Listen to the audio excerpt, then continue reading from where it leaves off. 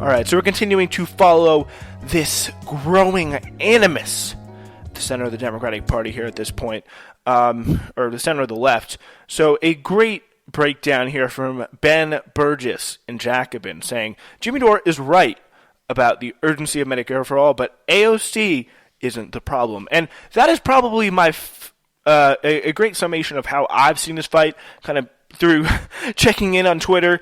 I really just despise the insults that have been thrown by people like Benjamin Dixon, who's a progressive talker, attacking someone like Brianna Joy Gray as like someone who like hasn't done away with her white supremacy yet. Like, what does that mean? What the hell does that possibly mean? I can't begin to understand what that could possibly mean. Like, for the work that Brianna's done and the just heap of unwarranted crap that she's had to put up with, just being such a polarizing woman of color on Twitter, just like daring to buck the established trends of like what liberals want her to say. Like, she's faced an incredible amount of heat for that and been super, super strong.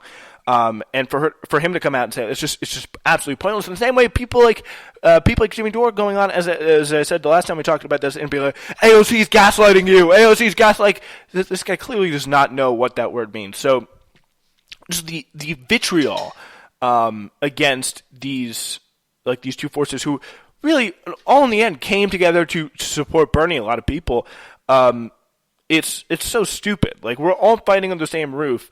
And the personal insults, the personal attacks, the attacks on character in this situation are just so pointless because, like, it's just not necessary because people, like, everyone in this fight has good motives. All right, so, and I haven't heard people out there saying, and if I did, I may be wrong, but I haven't heard people out there saying, oh, Nancy Pelosi is a fraud. Or people, not that, but people being like, no, Nancy Pelosi is great. We need to defend Nancy Pelosi. We shouldn't do this. Nancy Pelosi should be speaker. That's a sign that things are going in the right direction. If Nancy Pelosi continues to be speaker, nobody's saying that. Nobody likes Nancy Pelosi in the speakership position. I think a lot of people question. I think it's a little bit more dubious to. I disagree with the assertion that challenging Nancy Pelosi's position as speaker would be a good idea, like it would strategically, or would be a bad idea strategically. It would be a great idea strategically, I think, because, I mean, that's something that we should be doing. Like, it is a very, very important, and it's certainly a powerful thing. It's a very powerful thing to do. It's a step the left hasn't taken, and something that would galvanize a lot of people and show that there's a group within the Democratic Party, a group within government that cares about people, and to raise this issue of Medicare for All, especially during a time like this, would be incredibly important, incredibly instructive, and probably the best time we could do it in terms of turning people over. I personally have a suggestion that it would be better to pass the PRO Act because that would be very helpful in organizing, building the organizing power and muscle that we need to. And again, this is a bill that, by the way, that has already passed the House actually. So it rewrites labor laws and strengthens unions. It passed at the beginning of the year. It would amend some of the country's decades-old labor laws to give workers more power during disputes at work, add penalties for companies that retaliate against workers who organize, and grant some hundreds of thousands of workers collective bargaining rights they don't already have. It would weaken right-to-work laws in 27 states and allow employees to forego participating in and paying union dues. So the bill passed along party lines. It's going to be interesting to see if they could get that through, possibly in the Senate. It would be such a critical thing because that is, from the best I can tell, it's a serious step in terms of building the organizing muscle that we need, building that, and possibly maybe combining left organizations, DSA organizing. Like, that is where we need to be focusing and putting a lot of our muscle, because right now, and again, people like AOC, they're great, they're very helpful, and they should be supported, but right now, there just is not there really is not like the institutional electoral power to pass something like Medicare for All at this time. So, yeah. So this is Ben Burgess breaking it down in Jacobin. But if we're going to win this fight, we need to start from an understanding of how the Democratic and Republican establishments continue to stand in the way of such basic reform like Medicare for All, and what it would take to overcome that resistance. We need Medicare for All from a popular idea that actually goes anywhere, that never actually goes anywhere, to something that has at least a fighting chance of success. And that's why, again, attacking all these people is very, very stupid, because everyone wants to come in and see the same thing. And everyone is really pissed off by this void that it seems to be so popular in the polls, Medicare for All does, but nobody touches it in Washington with a 10-foot pole. And we, in large part, know why that is, but we just don't know how to break that awful spell. So whatever you think of the merits of George's case or the way he's advancing it, it's vitally important that we foreground these discussions of strategy on the left. So I definitely agree with that. That's why I do want to center these conversations, because I think it's very, very important to say, how do we get a bill like this passed? How's the effective way that progressives really are able to wield mass popular support into real electoral change? So this is the first part of it. Nancy Pelosi won a caucus vote for re-election to the speakership that had all the suspense of a Soviet election. If the House-wide vote happens on the expected straight party lines, a narrow Democratic majority in the House will translate into a narrow victory for Pelosi as Speaker. This is a miserable result for the left. That should be, anyone who says that is a false statement. Anyone who thinks Pelosi being reelected is a positive thing for the left wing of the party, it needs to just go. Sorry. That's indefensible. Nancy Pelosi is not anybody's friend on the left. So Pelosi openly opposes Medicare for All, derides the Green New Deal as famously the Green Dream or whatever, has a policy of institutionally punishing anyone who helps primary challengers, even if she herself endorses primary challenges from the right, and takes an enormous amount of corporate money and generally acts like the living embodiment of neoliberal centrism. Unpopular and uncharismatic, Pelosi's perma-leadership is one of the most depressing things about today's Democratic Party. And we've talked about it in the past. All of them, they are old, they are power-hungry, and they don't want to give it up anytime soon. They're old, decrepit, and incredibly attached to the dying institution, which is the Democratic Party. So this most prominent voice of tiny and informal social democratic opposition in this kind of the faction that's formed in the Democratic Party, the squad, if you will, is, of course, Democratic freshman Congresswoman Alexandria Ocasio-Cortez. She said that she would love to see Pelosi go, but she's reluctant to vote against her until there's a realistic chance that she can be replaced with somebody else who's even more progressive instead of someone who's just even worse, like a Hakeem Jeffries, who really very likely would be the speaker if someone like Pelosi somehow in a crazy situation. It's even hard to imagine Pelosi not leading the House. If someone like Pelosi fell through, they would just go to someone even worse like Hakeem Jeffries, who is just a machine for the establishment. So it's sadly very easy to imagine someone even worse replacing Pelosi. But if AOC and the rest of the squad refused on principle to vote to empower someone like Pelosi, that might be useful. Might be usefully clarifying for casual news consumers who might be vaguely aware that Ocasio-Cortez and the others are more extreme than the establishment Democrats like Pelosi, but might not actually have a sense of the ideological gulf between them.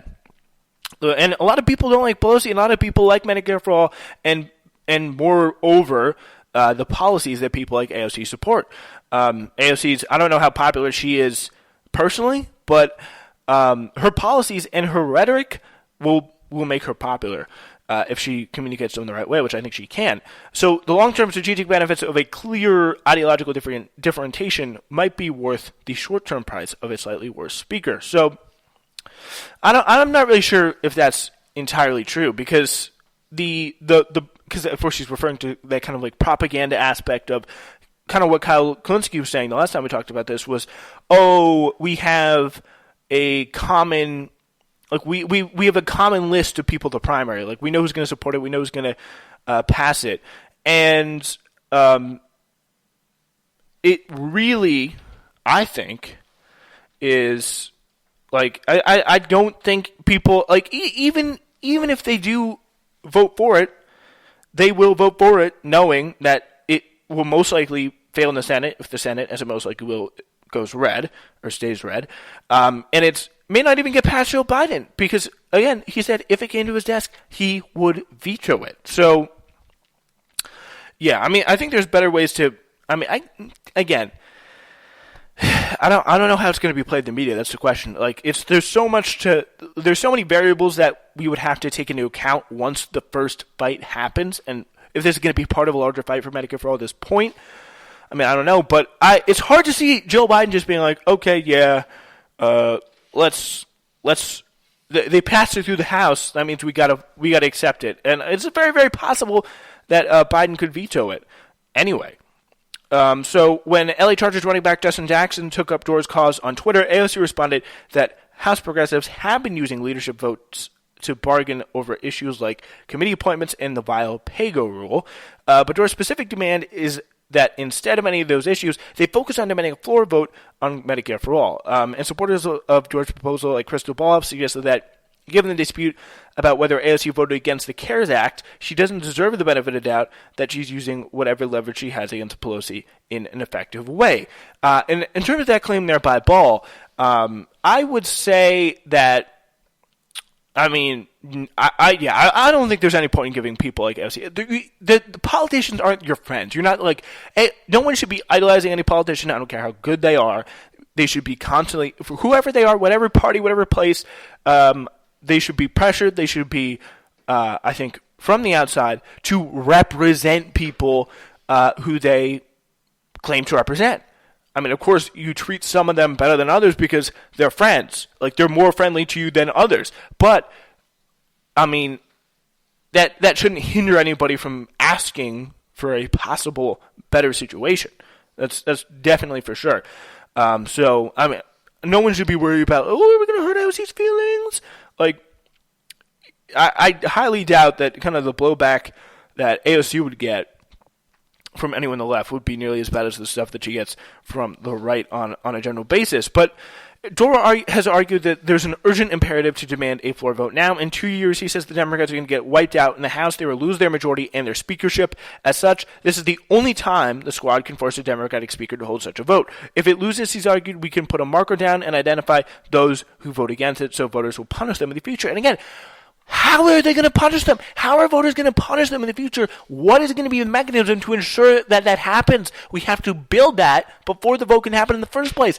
Like, there's not going to be a snap of the fingers, and people are going to be like, oh, Jimmy Dore told me that X representative voted against Medicare for all when it was on the floor vote that he forced. So, no re-election for you. Sorry. Like, it would be nice, but that is just not going to happen. I don't get it. All right, so Bernie Sanders' former press secretary, Breonna Joy Gray, has endorsed Dora's proposal. She believes it would expose the Democratic House members who are thought to have co-sponsored Medicare for all to burnish their progressive bona fides without ever intending to vote for the bill. And again, I think that same thing could happen in the current political climate. Gray and Ball are far more measured than Jimmy Dore, but Dore's response to AOC failing to sound on the specific idea and telling his audience that AOC is a sellout and accusing her of standing between her constituents and healthcare and screaming things into the camera like you're a liar and F you and F anyone who defends you is not productive in the least. And saying so isn't tone policing. Everybody is angry that healthcare isn't a reality for everybody in this country. Like, everybody in this group is angry. But I do worry about putting a wedge between the progressive in the audience and the strongest supporters of Medicare for all in Congress would be a big mistake. Like, I definitely agree with Ben there. Like, there's no need to drive a wedge between and create conflict when there shouldn't be, because it's very, very good for people's viewership. It's very, very good for people to say, oh, AOC, I hate her. She's the worst. Oh, I gotta watch Jimmy Dore to find out the awful thing that AOC did, when she's actually genuinely in there trying to make a real difference. It is just very, very stupid. And it is very, very disorienting and inefficient. So let's stick with the merits of the case. Ben Burgess saying here he has his doubts, but let's assume for the sake of argument that this isn't what would happen. The second question is whether Medicare for all at this stage would accomplish what Jimmy Dore and Breonna Joy Gray think it would. It's true, for example, that the various votes of the Freedom Caucus have forced the Republican leadership to allow were often symbolic victories for the right. Even though Obama vetoed every bill to repeal Obamacare, and even though the effort fractured as soon as Trump was in office and something was actually at stake, the House and Senate victories for repeal efforts probably added momentum that was useful to the hard right. On the other side of the spectrum, the recent House vote to decriminalize marijuana was a symbolic victory for a good cause.